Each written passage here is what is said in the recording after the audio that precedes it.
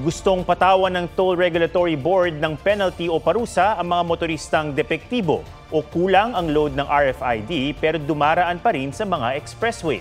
Isa raw kasi yan sa mga nagpabigat ng traffic sa NLEX nitong Holy Week. May report si Sandra Aguinaldo.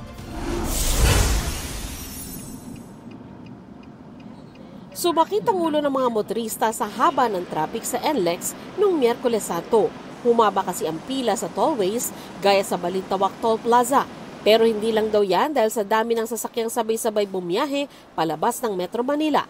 Sa pulong ni House Deputy Majority Leader at ACT-CIS Party List Representative Erwin Tulfo sa mga opisyal ng tollways, ipinaliwanag ng NLEX na nakaabala rin ang hindi bababa sa 10,000 sasakyang depektibo ang RFID stickers o walang load ang RFID. Meron naman sanang regulatory regime for us to be able to penalize those who enter the expressways without sufficient load or with a defective. Kasi ngayon wala.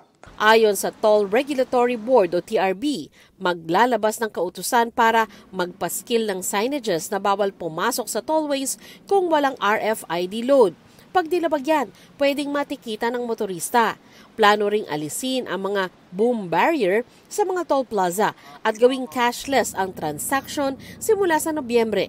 May mekanismo naman para masingil lahat ng dadaan doon at nag-upgrade na rin daw ng RFID stickers at readers ang NLEX at SLEX. We will implement sometime in June the cashless or contactless program. In July or thereafter, we will implement the interoperability phase 3, meaning we will have one account or one wallet with one RFID. Isa ring solusyon para mapaluwag ang mga expressway ang pagtatayo ng bagong infrastruktura.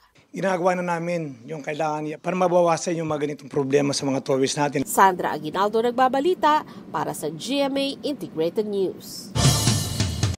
Mga kapuso, alamin ang State of the Nation.